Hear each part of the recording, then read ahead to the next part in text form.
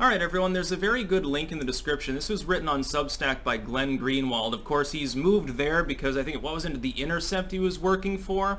They were trying to editorialize, aka censor, what he wanted to say about Biden. At a critical time during the election, he said, fuck it, and just left.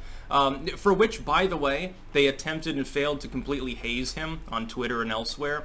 They reamed him. They're like, well, he's just trying to popularize Substack. We didn't try to censor him. We just editorialized.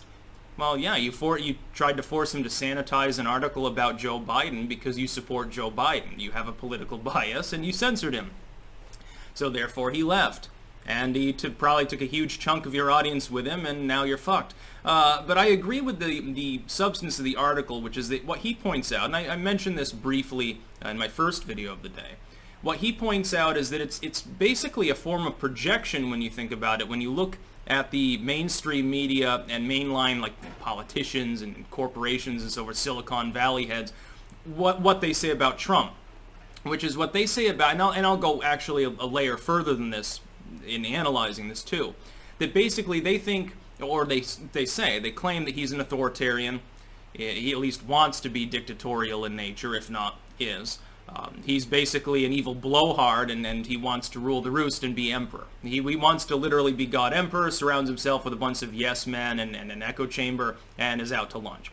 But really, when you think about it, the real authoritarianism you've seen over the last 4 years, if we look at censorship on YouTube and Twitter, certainly by Zuckerberg, the certainly monopolistic behavior from them, sanitization of political material by the mainstream media, censorship of books, censorship of historical figures, even up to and including statues, historic landmarks, physical attacks on people who dissent from a particular political view. Most of those attacks on liberty are coming from liberal individuals. Supposedly liberal individuals. I know that there's a different term the term in use in the United States typically means left wing of politics as opposed to liberal, like in the European sense, which is more vaguely classically liberal, like almost a quasi-libertarian mentality. The rights of man, free speech, free expression.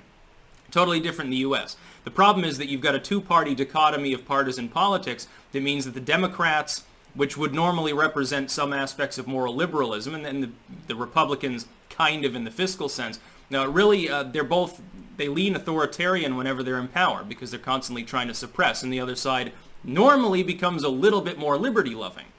We haven't seen this over the last 4 years. What we've seen is that the out party, the left-wing individuals, are the censorious ones because they're backed by the actual deep state establishment, and they're the ones that have been acting authoritarian in nature, to the point where Trump is considered to be a Russian pawn if he says, hey, Silicon Valley sites shouldn't be randomly kicking people off for their political views. This is considered now to be an odd belief by many people in society. In American society, of all places in the world, it's considered odd if you don't want billionaires to censor people. I don't consider that odd at all, but there are people who think that that's a coherent worldview and works. When you go a layer further, though, the actions towards people on a lower level, far beyond just Trump or politics in the federal sense, go in the same direction. What you've seen is that people, for instance, when we look at Trump fans, the establishment treats them like they're loose cannons, like they're ready to snap at any given time, like the fact that they have a gun means they want to mass shoot people, they're bigoted and violent and backwards and so forth. That's the stereotypical conception that's fed by the MSM, by Silicon Valley. If you look at their algorithms, you know, I would hate to look up Trump fans and then Biden fans on Google Images. I think I'd be seeing an alternate reality. Whereas actually the people that are engaging in what could at least loosely be termed bigoted behavior, certainly physical attack, tend to be leftists and supposedly liberal individuals. I get into this all the time. I love lies by omission because they're so easy to point out. And it'd be interesting if Greenwald were to cover something like this. Sampling bias and lie by omission.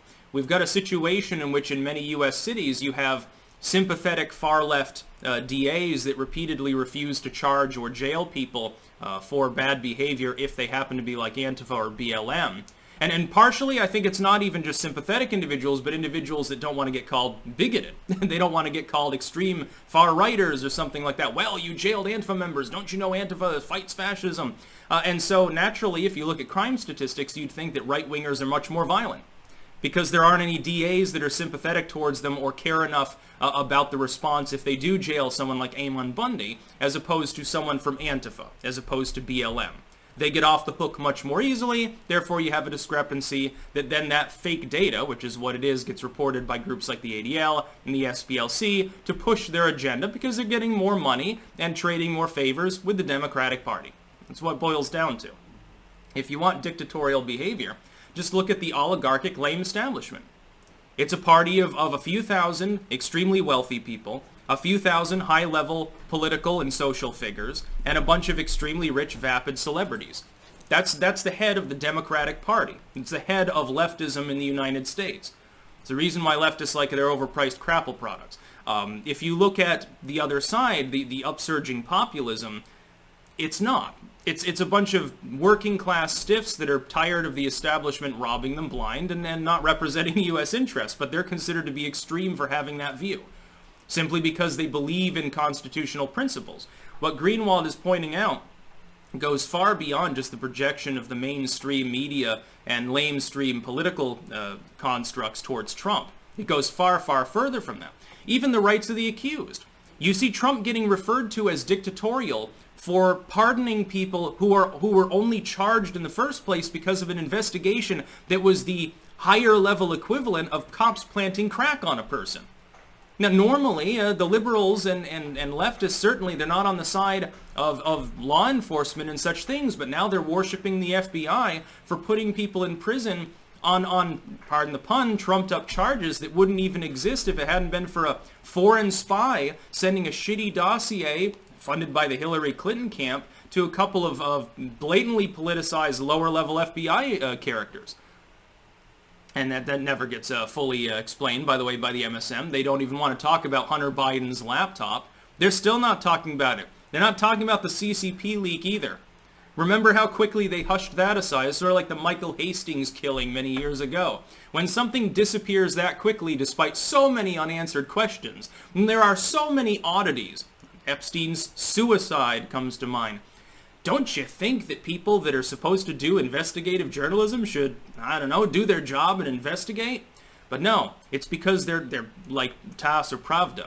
They've become an arm of the political machine. That's your authoritarianism. That's the deep state, that's the swamp, the establishment, the lame-os of society, whatever the hell you want to call these corrupt sleazebags. That's about all. Peace out.